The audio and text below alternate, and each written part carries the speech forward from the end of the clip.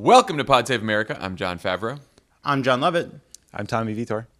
It was just 4 months ago that the New York Times reported that Senate Minority Leader Mitch McConnell privately supported impeaching Donald Trump so that it would be easier to, quote, purge him from the party. House Minority Leader Kevin McCarthy then said that Trump bore responsibility for the attack on the Capitol, and former Vice President Mike Pence skipped Trump's departure ceremony for Joe Biden's inauguration. But 4 months later, Pence gave a speech just over the weekend saying that serving Trump was the honor of his life. McCarthy may be orchestrating a play to kick Liz Cheney out of leadership for voting to impeach Trump. Mitt Romney just got booed at his own state's Republican convention for voting to convict Trump. And last week, the former president did a Fox interview where he urged Republicans to replace Mitch McConnell and said this.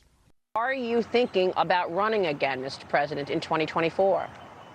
Yes, 100%. And the polls show it, and everybody wants me to do it. 100% I'm thinking about running, and we will, I think, be very successful. Tommy, I know we're a long way off from 2024, but have you seen any evidence yet that Trump is moving away from politics or that the Republican Party is moving away from Trump? No. I mean, 70% of Republicans in the CNN poll, I think over the weekend, say that Biden didn't legitimately win. No one is pushing back on this, on the big lie that this election was stolen from him. By the way, did you guys see some videos that have been popping up where I think Trump just kind of lives at Mar-a-Lago, wanders into whatever wedding or fundraiser is happening and just like does open mic night about all the same grievances? Yeah. It's great. You should check them out.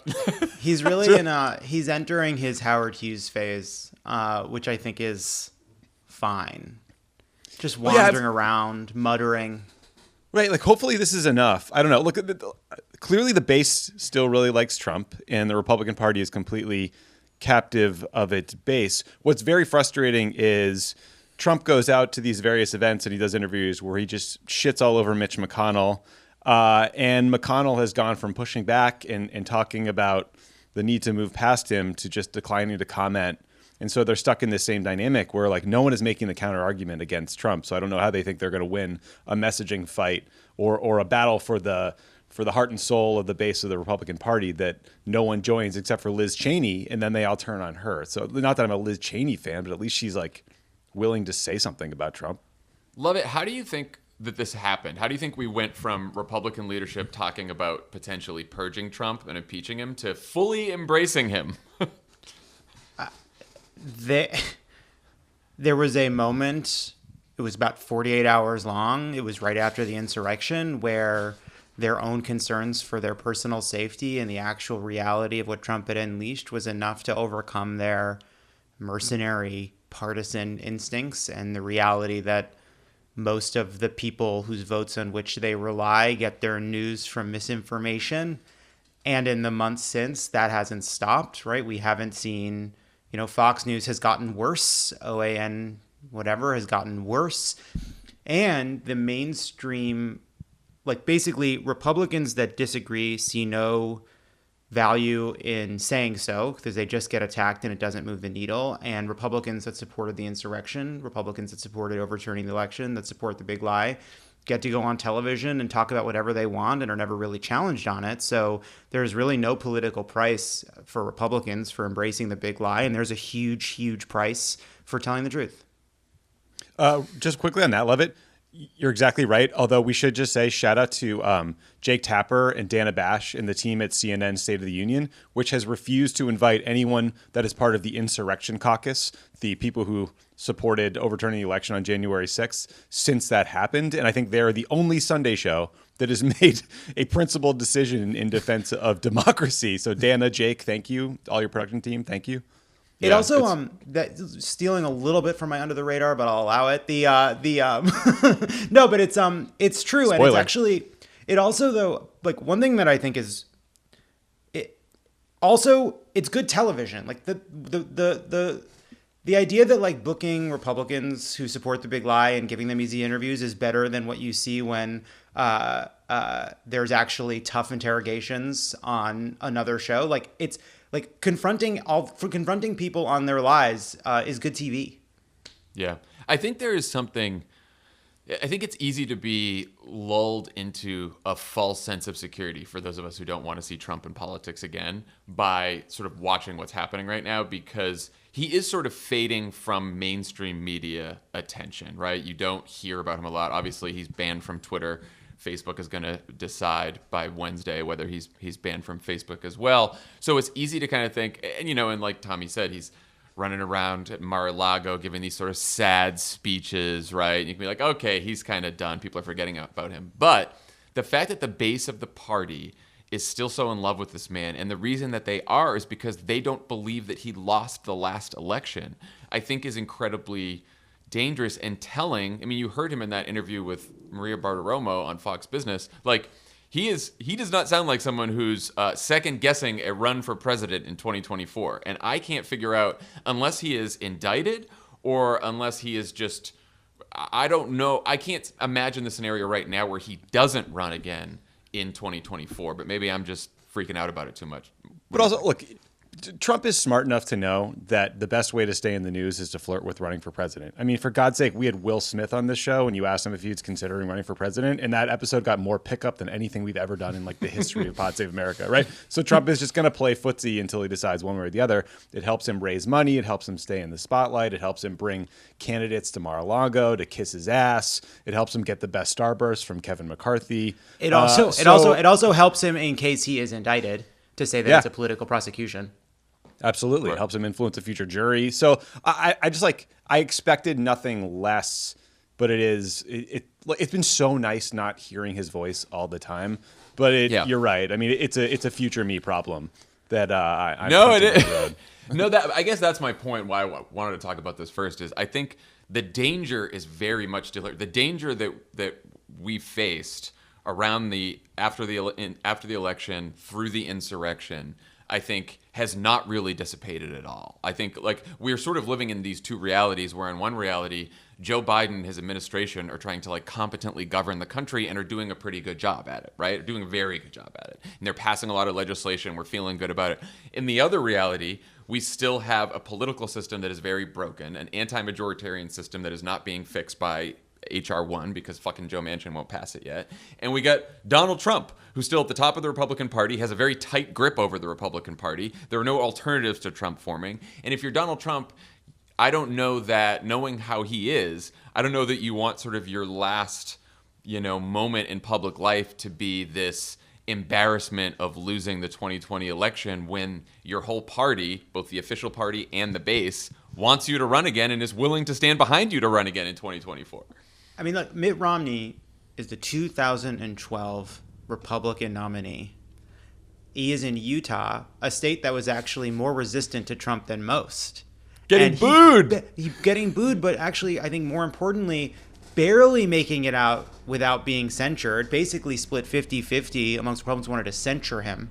That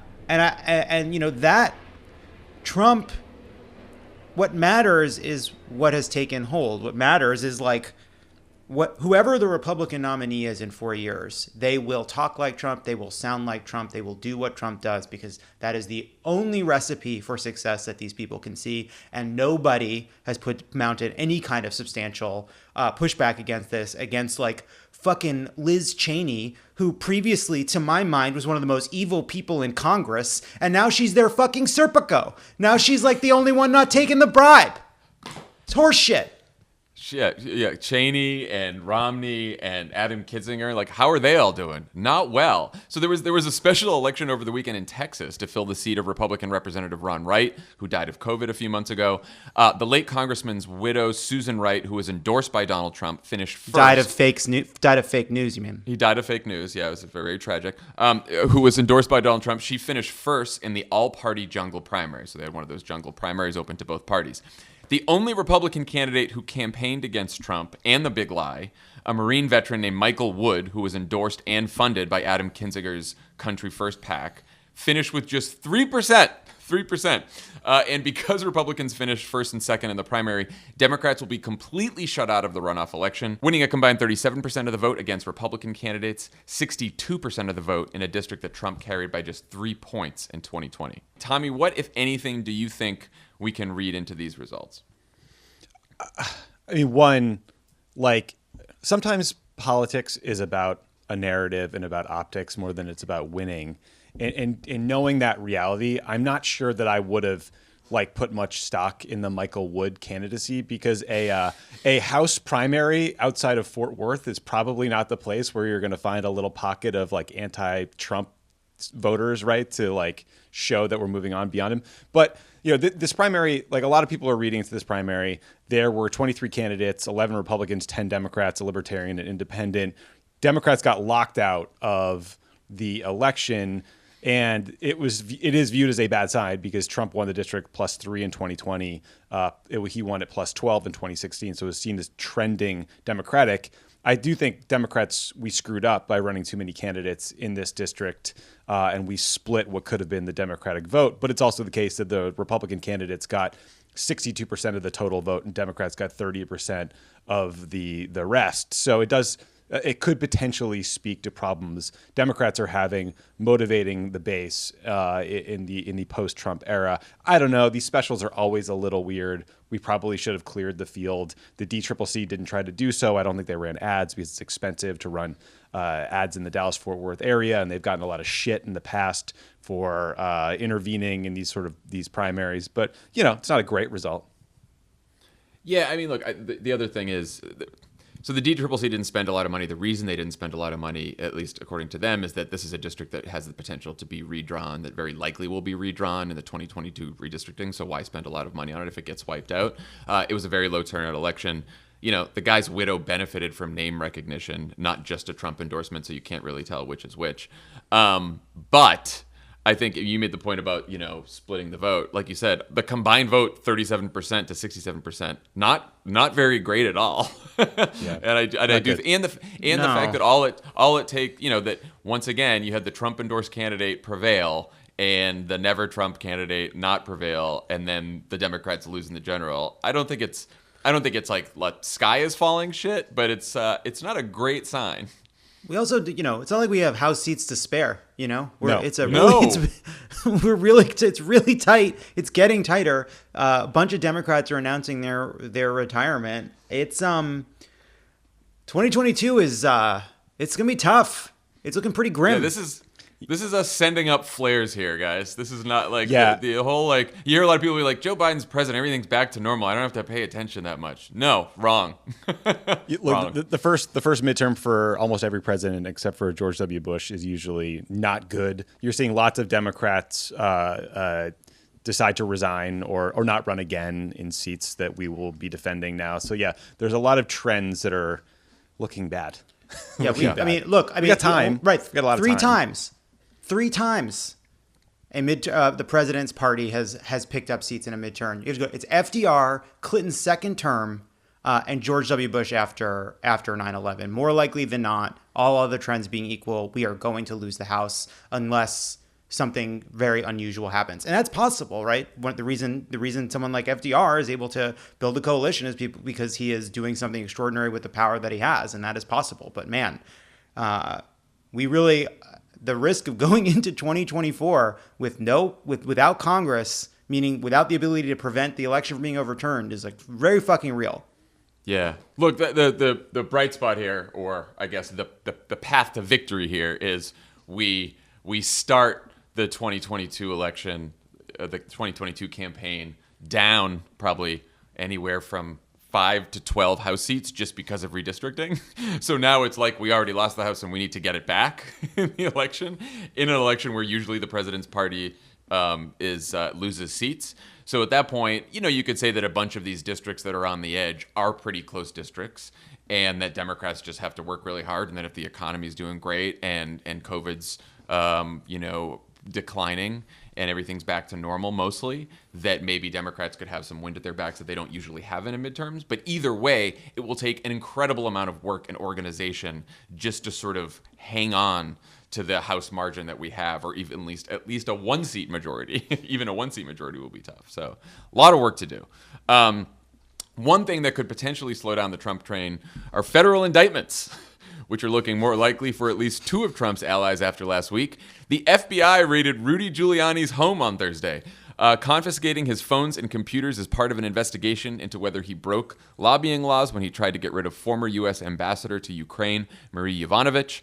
And Congressman Matt Gaetz' legal troubles got a whole lot worse when the Daily Beast revealed that the Florida Republicans' indicted friend, Joel Greenberg, wrote a letter to Roger Stone in which he confessed that he and Gaetz paid a 17-year-old girl for sex and then offered Stone $250,000 in Bitcoin to secure a pardon from then-President Donald Trump.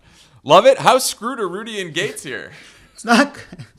I don't know if Rudy's in a bad position. We don't totally know yet what these searches are going to look for. The fucking Gaetz story, the brazenness of trying to buy a pardon. I mean, it is like the thought I had reading the story about Gaetz was, holy shit, how much worse it would be right now if we hadn't gotten them out. I mean, it was pure corruption. Pure corruption. Like, you give me $250K in Bitcoin, I'll see what I can do with Jared and the lawyers. So there's a lot of really funny stuff if you read between the lines of what's happening at the White House, of the White House counsel getting wind of these little kind of crimes going on all around it and trying to figure out how to shut down crimes from getting to Trump, which he could only do whack-a-mole with these people. But no, I would say the evidence is mounting that Gaetz is in some real serious legal jeopardy here. But he and Marjorie Taylor Greene are going to take their cancel tour. They're not being canceled. They won't be canceled. They won't be canceled by the woke mob or the federal laws. Or law enforcement. Or law enforcement. The woke mob of law enforcement. Tommy, what do you think of these stories? I mean, everyone knows that the appropriate way to purchase a pardon is to hire Alan Dershowitz on like a one-day retainer, right? Those are the ways you're supposed to do it.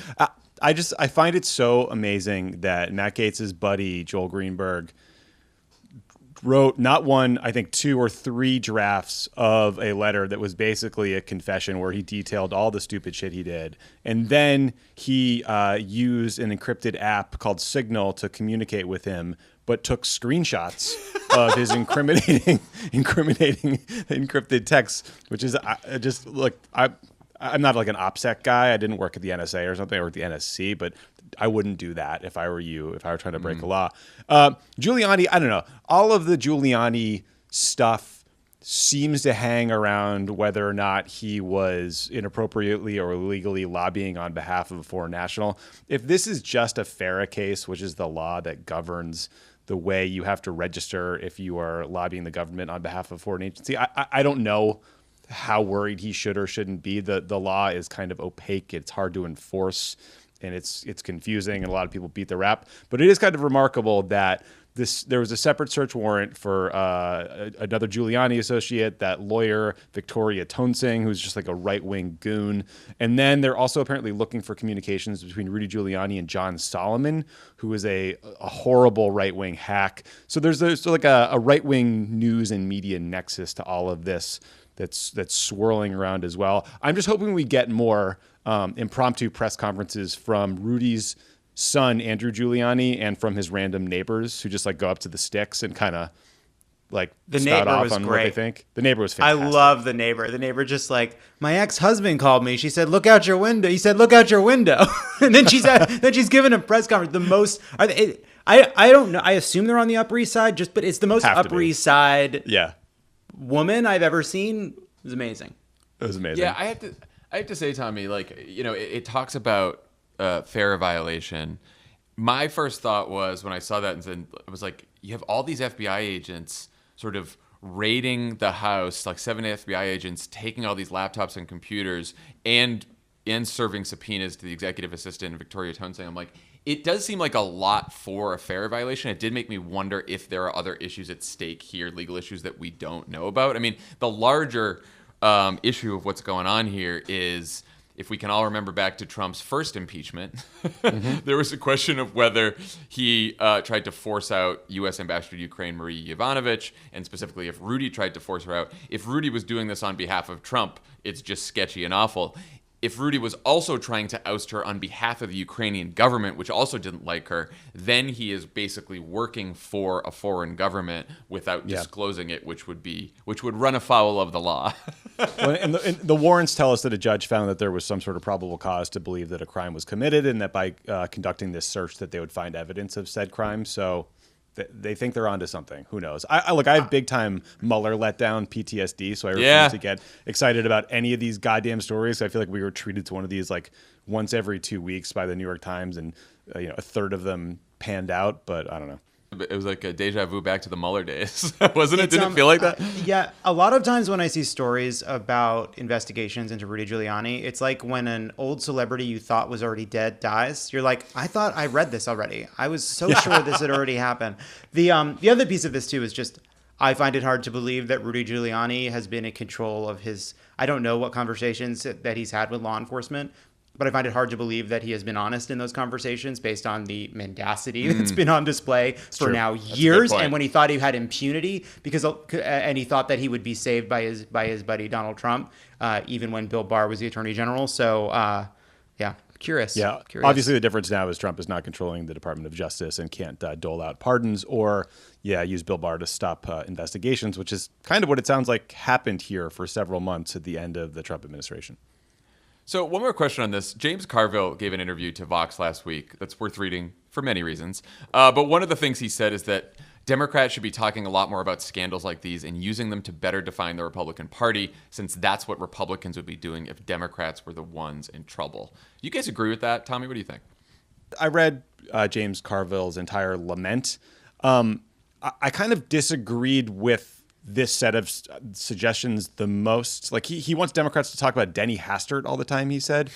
I don't really think that's the path to winning Congress in 2022 or holding Congress. We don't have a propaganda channel like Fox News that can help us move these sorts of claims every day. I think it's good that Democrats are out there talking about all the things that they're doing for people, like getting them direct checks and getting vaccines into arms. I agree that sometimes Democrats can be not the best messengers. We have a major disinformation problem in that we don't own our own propaganda channel called Fox News. But I don't know.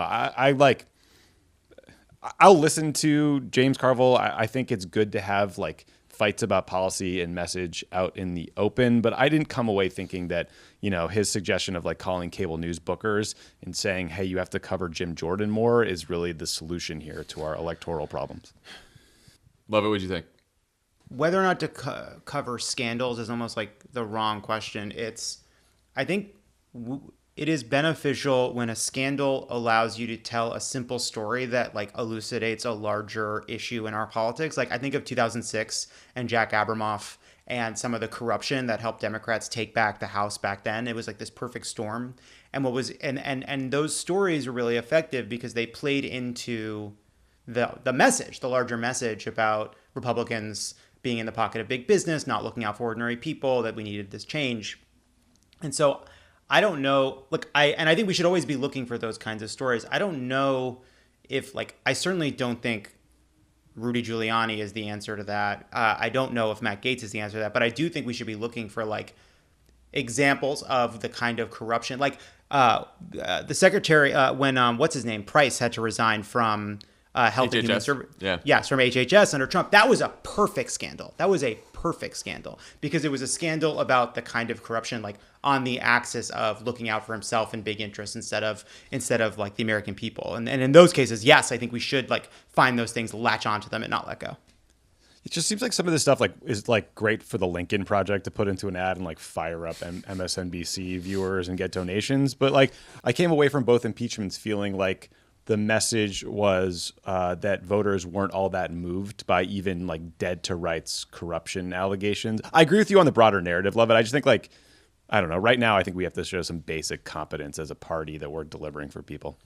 Yeah, I think it's also a question of the different parties have different strategies to build their own majorities. And for Republicans, it's firing up a lot of base voters by saying that Democrats are corrupt criminals, pedophiles, whatever you want to say, and that sort of works for their conspiracy-minded voters. And like you said, they have a right-wing propaganda machine that helps reinforce that message. I think the marginal voters that we're going for, the swing voters that we're going for, that go back and forth between parties, sort of already think that both parties and politics in general is kind of corrupt, and they don't hold politicians in high esteem. And how they end up voting is like, who's making a difference in my life, who like delivered more, who actually kept their promises and improved my life in tangible ways. And that's how Democrats can win, by proving that to people, or at least proving that the other side will screw them and we will not. That's also a really effective message when it comes, whether it's economic, whether it's cultural, whatever it may be. And so I do think that's why, like, it's fine to talk about these stories. We're talking about them. Like, if you're running against Matt Gaetz, yeah, sure, talk about this story, but like, I do think there's a limit to the effectiveness of really hammering these sort of scandal stories over and over again if you're the Democrats. All right, the other big news this week is the Biden administration's ongoing efforts to speed up COVID vaccinations in America and around the world. Here in the U.S., more than 147 million people have received at least one dose of vaccine, about 56% of the eligible adult population, and we're already seeing the results in declining deaths, hospitalizations, and infections, which are falling in 40 states and are now down to their lowest level since early October. The challenge now is to accelerate slowing vaccination rates and reaching the 20 to 30% of the population that's either hesitant, resistant, or straight up opposed to getting the vaccine. So the Biden administration says they fully expected vaccination rates to drop off in rural communities and among younger people. We're also seeing lower vaccination rates in places with high poverty rates and less public health infrastructure. Lovett, what are some of the ways that the Biden administration can fix, and us in general as a society, can fix both the access and demand issues that we're seeing? Yeah, on the demand side, it does seem like we're moving into a phase where like so there's, I feel like it's like convenience and hesitancy, and like hesitancy can be kind of a couple different things. Like some of the hesitancy is like misinformation, either people that have just like genuinely imbibed a lot of misinformation, or just people who have heard some things and they're skeptical. And then there are people who are hesitant because they're worried about side effects. They're worried they won't be able to go to work. They're worried about their day. And then there's access, both in terms of just people not having access to it, and also just it needing to be convenient for people who are super busy. And I think, and just like who just haven't figured out like where to go to get it, haven't had the time, whatever. On the hesitancy front, there's actually been a lot of really interesting research on like how you reach vaccine hesitant people. And it definitely is not haranguing people on Twitter. That is not effective. There was this, yes. Even before the pandemic, actually, there was a lot of interest in this because anti-vaxxer, it's always been around. It's been around since the existence of vaccines. But there was a group of people called the Vaccine Whisperers in Quebec. And they went to vaccine hesitant mothers, and they built this like group of people to kind of talk to vaccine hesitant mothers about vaccinations. And they were able to get the rate up from like the 70s to almost 90%. And the way that you do it is you don't tell people they have to get it. You don't tell people they're wrong for not getting it. You basically, it's similar to like what we've said around voting, which is like you don't tell people to vote. You tell them that they want to be a voter. And you basically appeal to people and you say like, you care about your community, you care about yourself, you're trying to do the right thing, you're trying to weigh a lot of hard facts, like you're right to have these concerns, and you kind of meet people where they are. And actually Republicans put out an ad recently, a group of Republicans in Congress put out an ad that like followed all of these steps, right? You don't tell people they have to get it, you tell them it's their choice, you tell them about why doctors are getting it, you tell them why their neighbors are getting it. And I think we basically just have to like,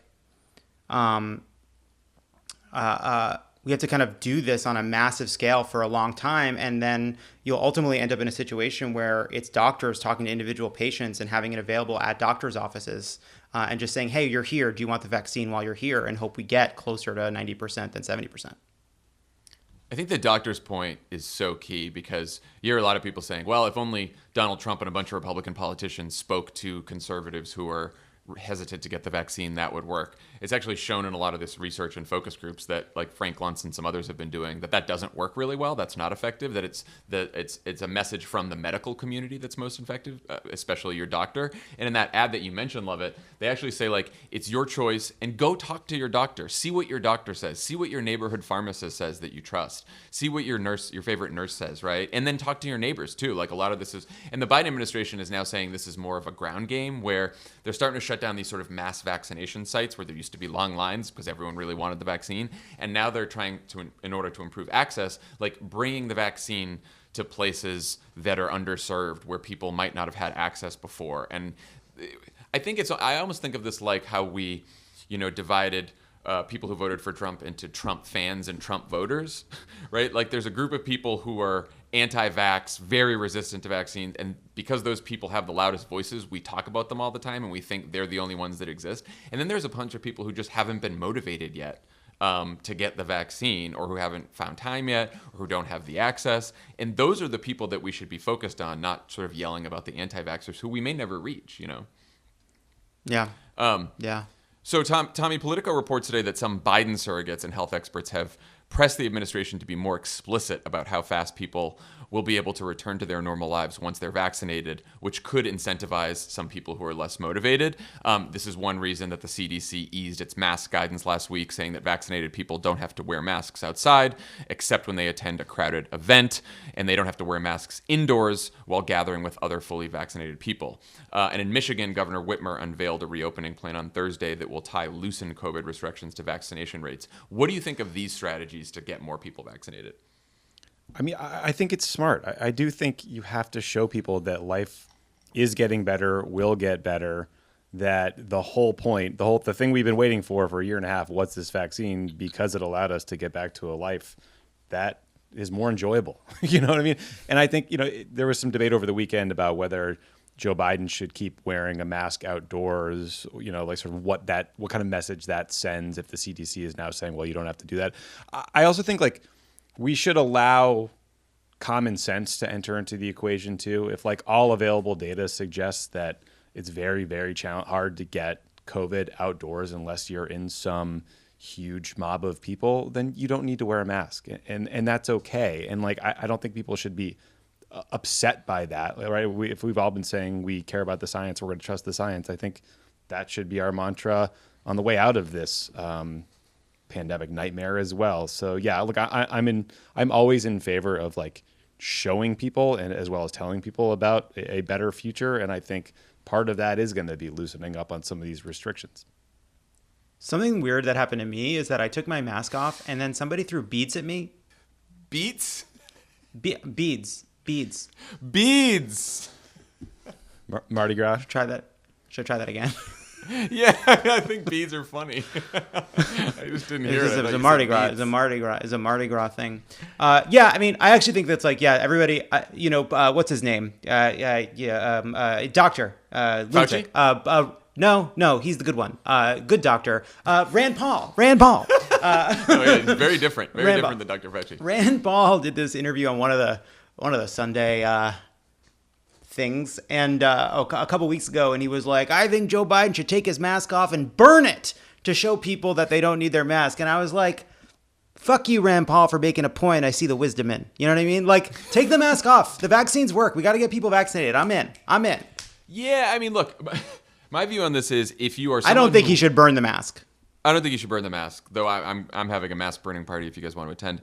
Look, I think if you want to keep wearing a mask outside, that's totally fine. You shouldn't get shamed for that. If it's your choice. If you want to continue wearing masks in the winter and the tough season just to prevent giving a cold to people, getting a cold, right? That's good for you. But I also see some people being like, oh, I see people without masks on now, and I just think I just couldn't be an asshole like that. You're not an asshole if you don't have your mask on outside, if that's what the CDC says. I love taking my mask off outside. If we're going to say follow the science, then follow the science. And I also saw some people say this whole debate is stupid. The reason I don't think it's stupid is because of what we were just talking about, which is it really is an incentive for people who haven't been vaccinated yet to get the vaccine if they know that getting the vaccine will lead to a normal life again where there are no restrictions, which is why I think Governor Whitmer's strategy in Michigan is so smart and very innovative too, to tie all the reopening to what kind of rate of vaccination they can get. Because then if you're sitting around in Michigan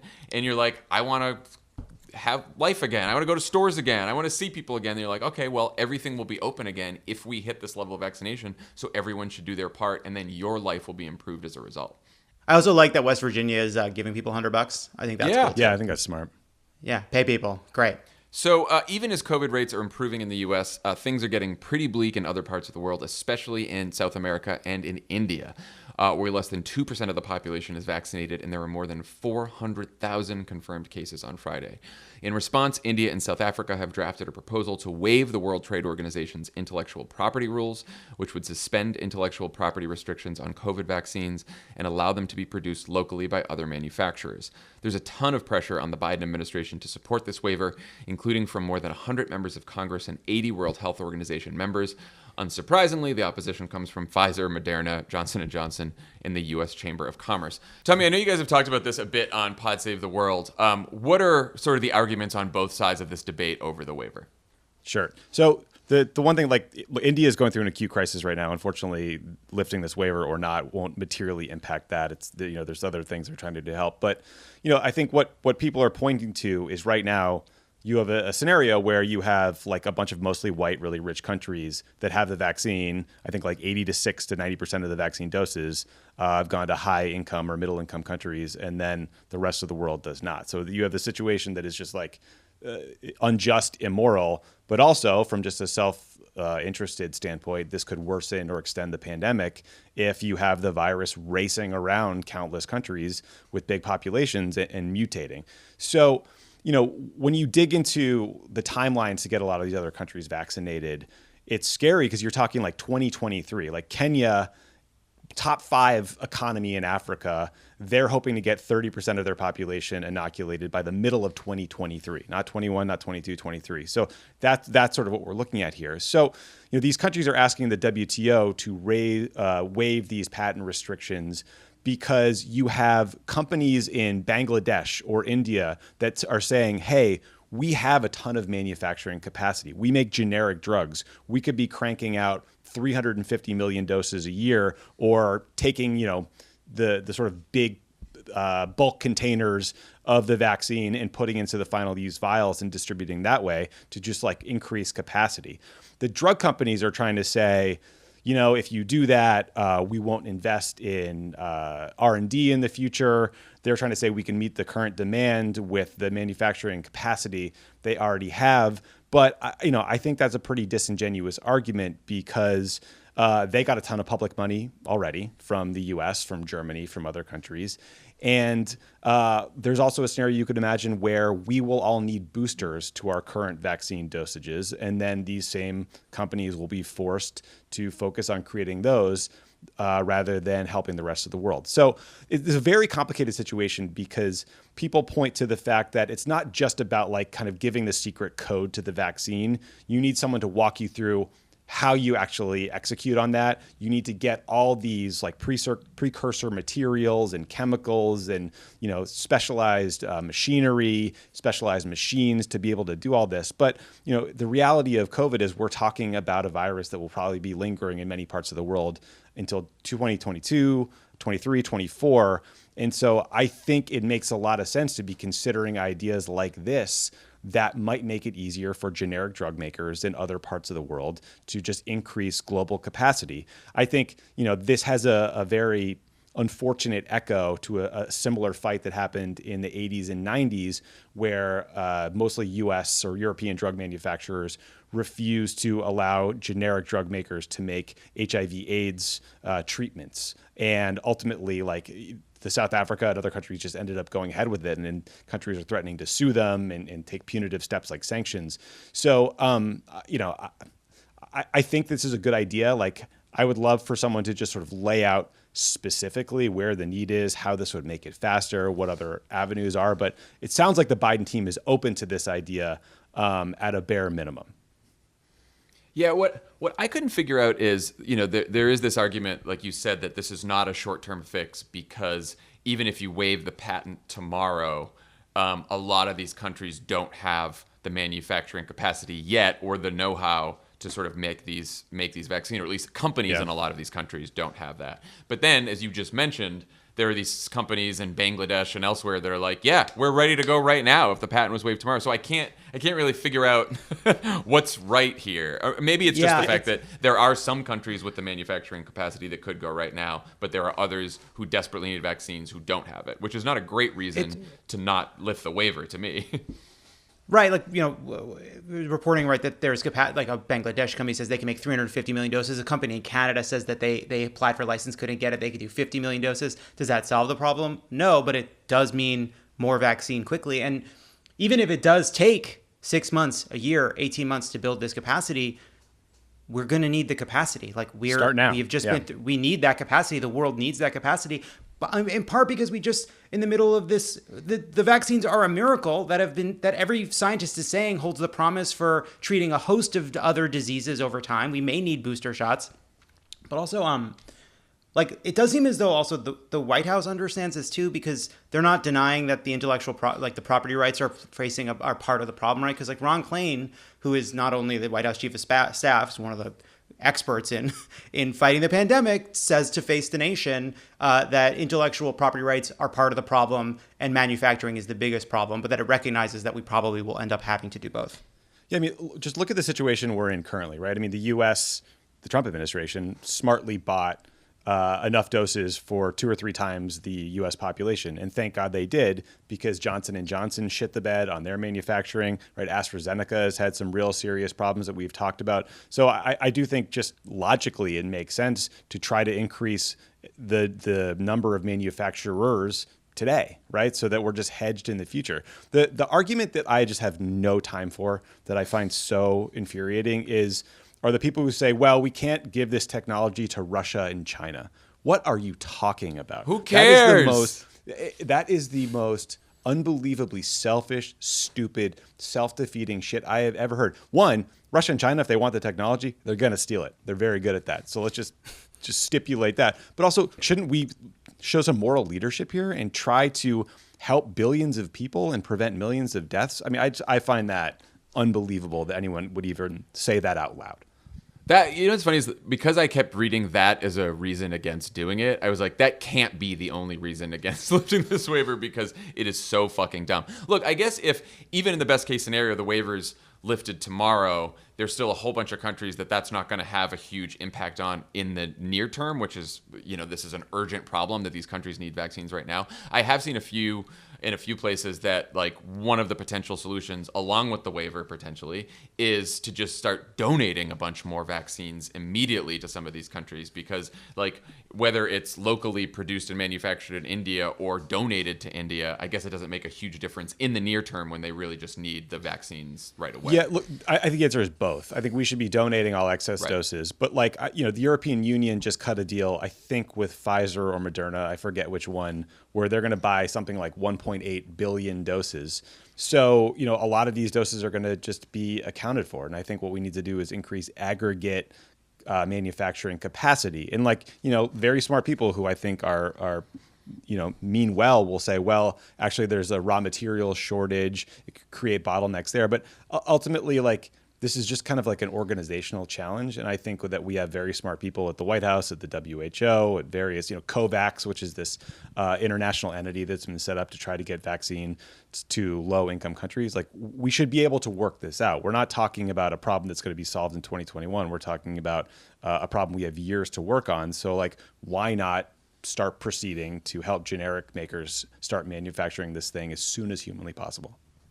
Yeah. Yeah. It's also it becomes a sort of because I think the issue kind of falls along kind of like normal domestic policy lines, but is actually a different kind of argument. It's you see kind of Democrats saying there must be a waiver. You see the Wall Street Journal editorial board being like, this is a heist. The vaccine is a victory for property rights. But actually in practice, if you look at what the leaders at the World Health Organization have said, it's like a waiver, a license, changing the rules. These things all ultimately kind of can look the same. It's just about increasing manufacturing as quickly as possible for as many people as possible. And there's a bunch of ways to get there. Yeah. All right. That is our show for today. Thanks for listening. And we'll talk to everyone later this week. 2 quick Crooked Pod updates. The trailer for Season 3 of America Dissected just dropped. Dr. Abdul El-Sayed sits down with scientists and policy leaders to discuss topics like mental health, climate change, and new scientific discoveries. Guests this season include Representative Cori Bush, Dr. Sanjay Gupta, and more. You can listen to new episodes of America Dissected every Tuesday wherever you get your podcasts. Also, Don't miss Takeline this week, where Jason Concepcion and Renee Montgomery sit down with director, producer, and comedian Adam McKay to talk all about his new podcast, his upcoming Lakers drama series for HBO, and of course, he'll stick around for a round of Take Survivor. Check it out. I am desperate for a Take Survivor invite, but like I keep refreshing Thirsty. my inbox. Thirsty. I haven't seen one. Every week I just watch Elijah get his ass handed to him by one of the guests, and I'm just like, wow, could have been me, Now you know how it feels to never be invited on Keep It, Tommy. Oh boy. Yeah. How many years has that been? We're mining a vein of hurt here. Love it. What are you mad about? I've never been on America Dissected.